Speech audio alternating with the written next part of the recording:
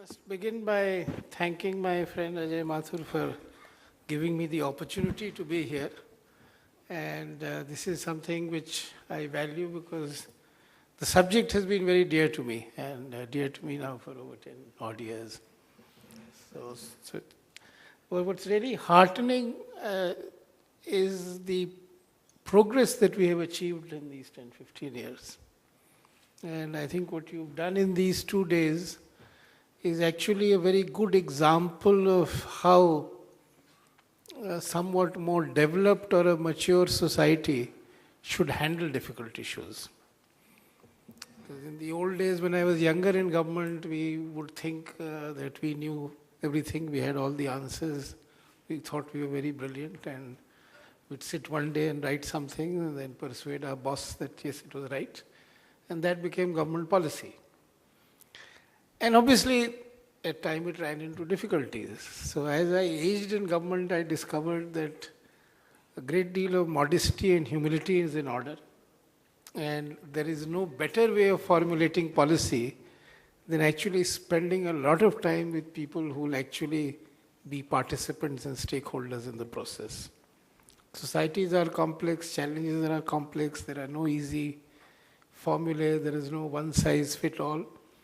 And therefore you get good outcomes, and outcomes which deliver very good results, when you go through a process like this of, spending a couple of days, lots of time with patients, asking all kinds of awkward questions, facing a lot of skepticism, and thrashing out what appears a reasonable consensus on how to move forward. So I think this is a very good role model for grappling with difficult issues and challenges and trying to evolve a way forward or a policy approach or a program approach. So I must first of all express great appreciation for the manner in which the energy efficiency movement in India is being guided, shepherded, led.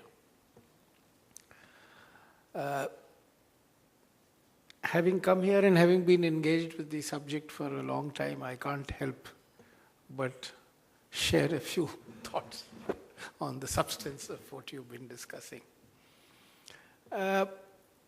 One point which so if I look at the MSMEs and the subject of energy efficiency, then in both areas we have the late movers advantage.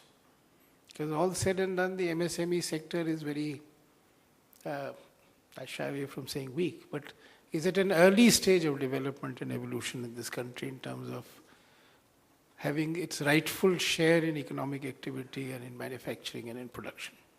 So if I look at the Indian economy as a whole, services are a little larger than manufacturing, and within manufacturing, SMEs have a lot smaller share than they should be having. If we succeed, and as we should in manufacturing, and we need to succeed in manufacturing if we are to succeed in inclusive growth, if we are to have employment generation, if we are to reduce the pressure on agriculture and poverty, then as a country we have no alternative but to succeed through SMEs in manufacturing.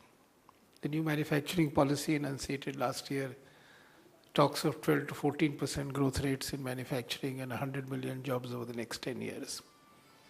These are not only achievable goals, but these are an absolute necessity if we are to succeed in the battle against poverty. Now, in the globalized world in which we live in, the globalized economy that we have, we will not succeed in the SME sector unless we succeed in energy efficiency. Because if one looks at, again, global data, then India is a great success story in terms of energy efficiency if you look at our larger enterprises. If you look at cement or paper or pulp, or even coal-fired generation. But if you look at the SME sector, then there is so much waiting to be done. Now, what is waiting to be done is also exciting. It provides great opportunities, and it provides the opportunity to leapfrog and become the best in the world. Because when I was looking at cement a few years back, we discovered that many of the cement plants were new, and when you put up a new plant, you get the latest technology, and therefore you're the most energy efficient. It's somewhat easy. So since the SME sector is about to grow in a big way, it is easy to succeed and become the best in the world. A couple of slightly more specific points which occurred to me while listening to the summary. One is this issue of cost of finance. Now, a thought which occurred to me was that if we can get aggregation of the service provider, and if the service provider is large and is creditworthy, then it is easier for the financial institutions to see that the risk profile is not so high and credit can become cheaper.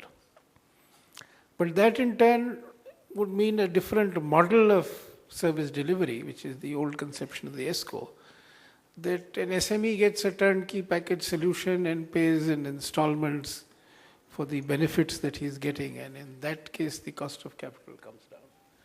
Now this is a very attractive proposition in theory, but in reality we haven't yet succeeded very much, and I think if we do succeed, we have two advantages. A, the cost of finance comes down, therefore the cost of investment comes down, the payback increases, and the SMEs transaction costs of trying to get a loan, a project through, and then to undertake an investment comes down. So I think I'd like to urge that we do see if we can get success in aggregation through service providers.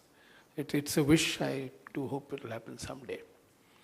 The other is that we in the NMCC, which is where I work at present, have been advocating a tax incentive for investments in energy efficiency, which goes something like this, that whatever you invest in retrofitting, which gives you an energy efficiency gain of over 20%, certified by an energy auditor, you should get a 50% depreciation.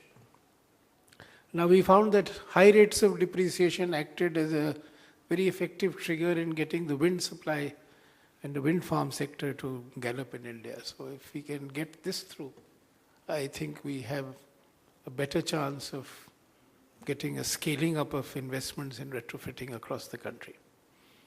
And again, in retrofitting for SMEs, again, the aggregation by service providers is a good route, because very often SMEs are enterprises where the scarcest commodity is management time. I mean, resources are scarce, but management time is even more scarce. And therefore, if you have a turnkey service provider who's credible and accredited, then I think the business proposition becomes easier for the SME to take advantage of. Having made a couple of these points, I think I'll resist the temptation of going on, because it's a valedictory session, and all of you, I'm sure, have had a very productive 2 days and would be looking forward to move out and have a cup of tea. So I would like to thank you for giving me the opportunity of being here and express my appreciation to the Bureau and Terry for creating, I think, the right framework for formulating policy, evolving policy and programs. Thank you.